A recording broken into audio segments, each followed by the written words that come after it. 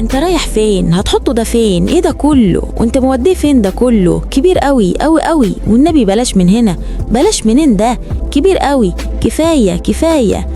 مساء الخير، انا بسمة. يا ريت تسمعوا قصتي للآخر عشان خاطر أنا محتارة جدا وتعبانة جدا جدا ومحتاجوا رأيكم ضروري ضروري ضروري. بالله عليكم يا ريت تسمعوا قصتي لحد آخرها عشان خاطر تفيدوني وتقولوا لي أتصرف إزاي أو أعمل إيه. أنا اسمي بسمة، عندي 38 سنة، متجوزة بقالي 15 سنة وعندي ولد وبنت، والحمد لله عايشة مستورة. أنا من محافظة البحيرة وعايشة في قرية ريفية، وبرضه لما اتجوزت في قرية ريفية وفي بيت عيلة بهدلوني بصراحة كتير. وبيت العيلة انتوا طبعا عارفين لما يبقى بيت عيلة وبالذات في الأرياف بيبقى بهدلة ولمظة بهايم وقرط وبتاع وشغل بيت.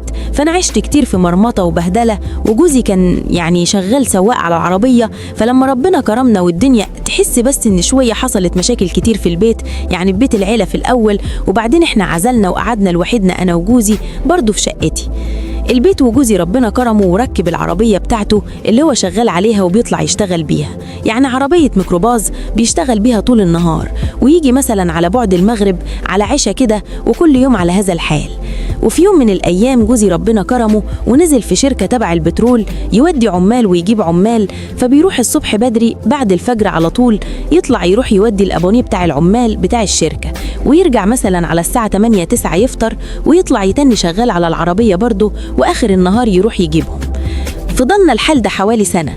ولكن في يوم من الأيام جوزي جاله شغل تبع الشركة دي بس في أسوان، تبع البترول بس في أسوان.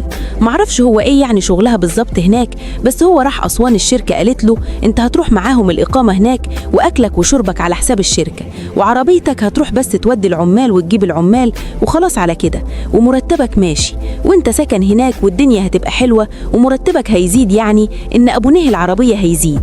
فجوزي وافق لأنه كان بيدور على أي حاجة فيها مصدر دخل زيادة، لأنه زي ما انتوا عارفين العيشة صعبة جدا. فاتكل على الله وراح. وطبعا أنا يعني نسيت أقول لكم في الأول إن أنا فعلا يعني جسمي حلو جدا جدا بجد، يعني مش هزار، جسمي جدا جميلة فوق ما تتخيل أو توصف. ربنا لازقني بالجمال، ربنا لازقني يعني بحلاوة وديبة ماشية على جسمي بالظبط، يعني أنا لا تخينة ولا رفيعة، وهادية وطيبة جدا.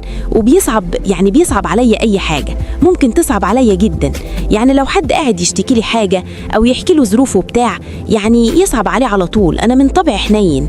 فجوزي لما اتكل على الله وراح الشغل، فأنا قاعدة أرضنا بعيد يعني ورا البيت على طول بحوالي فدان، يعني تسيب فدان ورا البيت على طول، والفدان اللي ورا البيت على طول بتاع جارنا. فجارنا ده متوفي اللي هو الأب يعني، وعنده ولد اسمه ياسر. ياسر ده يعني هو شاب جميل ومتعلم على معالي، ومتجوز واحدة برضو تعليمها على معارف وحياتهم كويسة. وهو أساسا خريج تكنولونيا دي ولا تقولوا عليها مش عارفة بصراحة، لأني أنا مش متعلمة أساسا، يعني أنا أمية ما بعرفش أقرأ واكتب. وتنني لما عرف إن جوزي هو كان عينيه مني من فترة طويلة، كل ما يشوفني يتكلم معايا، يقعد يحكي معايا، يفتح معايا كلام وأنا سك السكة، وبرضه هو يحاول يفتح معايا كلام وأنا أكفل السكة في وشه، وبرضه مفيش فايدة. فحسيت إن هو يعني مش طبيعي، إنسان مش هادي، مش رئيسي، إنسان أنا جلكت يعني بصراحة جلكت منه. ففي يوم قاعدة فحماتي نادت عليا قالت لي خدي يا بسمة. ما رحت لها نعم يامبا قاسي، هاتلنا شوية يعني خضرة من الأرض اللي ورانا ديت بتاعت جارنا دون عشان نحطهم في العيش، نطر العيش البلدي يعني ما نطروش بمية والكلام ده كله، لأن نجيبوا شوية عفش كده خضر من الأرض ونحط فيهم العيش. قلت لها حاضر. فنزلت الأرض عادي على ما فيش أي حاجة في بالي وما فيش أي حاجة في دماغي. والله ما كنت يعني فاكرة إن المشوار هيوصل معايا كده خالص، لأن اللي حصل معايا ما كنتش متوقعه أبدا أبدا أبدا. ففعلا نزلت الأرض وقعدت أنج عفش، وهو كان مراقبني من فوق السطح وأنا معرفش.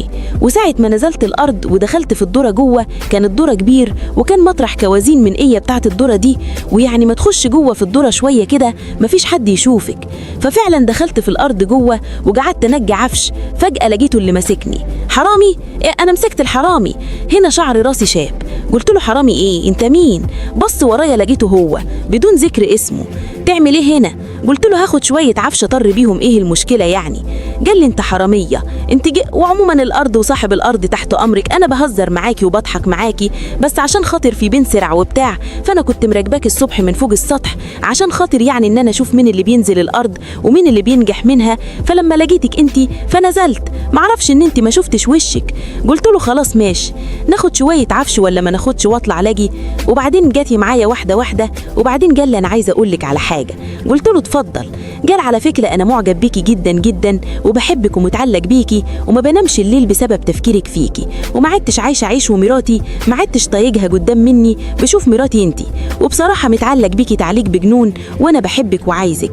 وفجاه لقيته دماغي قعد قدام مني وبدا انه يحط ايده عليا وانا خشيت ليه وزعقت له، وقال لي طب عايز بس حاجه بسيطه تصبرني ومش عارف ايه، وقعد يتكلم كلام يعني مش عارفه اقوله بصراحه. فجاه لقيته سايبه العفش وطرحت اجري، وحماتي لما رحت قالت ان ما جبتش ليه، قلت لها ما لقيتش، قاعده تشتم فيا فاني وبتاع ومش قادره اقول لها حاجه، فانا مش عارفه اعمل ايه واتصرف ازاي، وهو كل يوم برضه عمال يزاولني ومش عارفه اعمل ايه.